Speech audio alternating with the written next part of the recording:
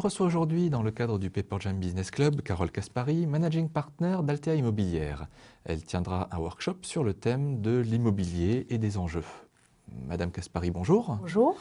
Alors, l'immobilier, c'est un sujet très important. C'est un sujet qui, économiquement parlant, pèse lourd pour les particuliers et les entreprises. Quand on est une entreprise, est-ce qu'il y a une spécificité aux règles fiscales ou aux lois qui touchent à l'immobilier par rapport aux particuliers ? Je dirais que la fiscalité touche effectivement tant les personnes physiques que les personnes morales. Maintenant, il y a certaines inégalités au niveau de l'imposition. Pour vous donner par exemple un exemple parmi tant d'autres, une société qui est locataire dans ses locaux peut déduire entièrement les loyers qu'elle paye, alors qu'un particulier qui est locataire, fatalement, ne le peut pas. Donc ça, c'est une des inégalités qui existent, mais il y a également d'autres situations où c'est plutôt la personne physique qui sera gagnante par rapport à la société. Quand on mène une réflexion en tant que société sur des investissements immobiliers qu'on veut réaliser, parce qu'on estime que ça peut devenir plus rentable de devenir propriétaire de son siège ou d'une autre installation commerciale ou de stockage, est-ce qu'il y a des pièges auxquels il faut penser avant de se lancer dans l'aventure, et là, avec un spectre large sur des problèmes fiscaux, économiques, organisationnels, est-ce qu'il y a des choses particulières auxquelles il faut faire attention ?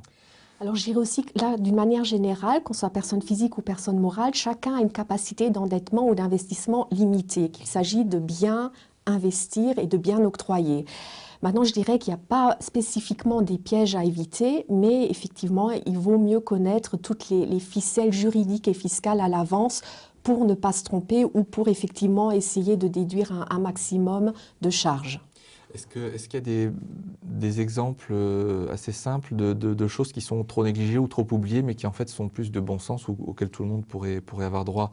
Est-ce que les entreprises, quelquefois, ne sont pas un petit peu optimistes sur leur capacité d'endettement, sur les exigences des banques, par exemple, et qu'on se lance dans la recherche d'un bien qui, en fait, est impossible à acquérir du fait de la taille ou de la structure Je dirais que surtout pour une société, quand elle décide de faire un investissement immobilier, très souvent déjà opte pour un taux fixe, parce que ça lui permet sur la longue durée de savoir exactement les charges financières auxquelles elle aura à faire face chaque mois. Parce qu'un amortissement qui est fixe, qui est le même pendant toute la durée d'occupation, le taux d'intérêt est fixe. Donc en fait, pour une société, c'est facile de budgétiser puisque tous les mois, elle saura sur 20 ans, 30 ans, la charge financière auquel elle aura à faire face.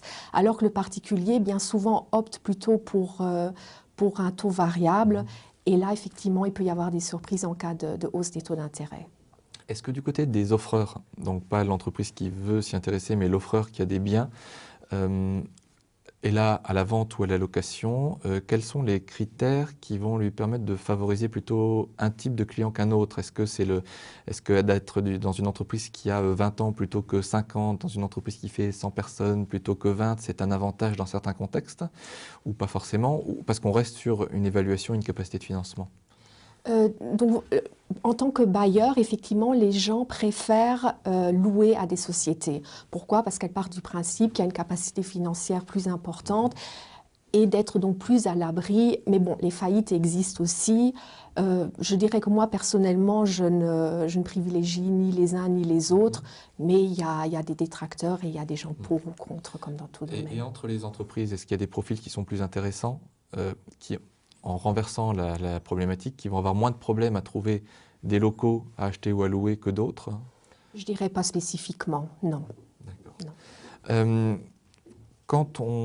Si on se place maintenant dans un axe d'accession entre guillemets à la propriété pour une entreprise, est-ce que les règles d'estimation d'un bien, de ce qu'on est prêt à faire, ou du taux de rentabilité de l'opération par rapport à un loyer ou à une sous-location ou une location qu'on voudrait faire par après, est-ce qu'il y a des règles un petit peu différentes qui sont à appliquer dans ce domaine-là ou pas? Je dirais que d'une manière générale, un immeuble ne vaut que par les revenus qu'il génère, surtout quand il s'agit d'un investissement locatif. C'est pourquoi également une maison de rapport, par exemple, sera plus cher à l'achat qu'une maison unifamiliale. Pourquoi? Parce que les loyers qu'elle rapporte seront plus élevés. Et dans chaque investissement locatif, je pense que c'est le premier critère déterminant. Quel revenu pourra générer cet immeuble en question? Et c'est souvent ces revenus qui vont déterminer également la valeur à l'achat. D'accord. Les entreprises aujourd'hui, elles sont plutôt timides, plutôt volontaristes par rapport au marché de l'immobilier. C'est un marronnier de la presse, les prix sont trop chers, on n'arrive pas à trouver des locaux régulièrement. Quand on rencontre des chefs d'entreprise, ça fait partie de leur préoccupation première de trouver des installations physiques pour gérer le développement de leur entreprise. Le marché est comment? Le marché est réceptif, le marché est réactif, il y a de l'espace qui arrive et qui est livré, il y a des biens disponibles. Comment est-ce qu'il est en ce moment? Donc effectivement, il y a pas mal de biens disponibles. Il y a également une reprise du marché de l'immobilier pour les entreprises. Maintenant, il y a, comme pour les particuliers, il y a un peu ces deux façons de penser. Est-ce qu'on veut être propriétaire de son immeuble ou est-ce qu'on veut payer un loyer? Maintenant, je dirais que l'une n'est pas plus désavantageuse que l'autre. Comme pour les particuliers, est-ce qu'on table sur une hausse des prix de l'immobilier? À ce moment-là, il vaut mieux acheter. Ou est-ce qu'on table sur l'inflation de base qui est d'environ 2,5%? À ce moment-là, il n'y a pas de réelle différence.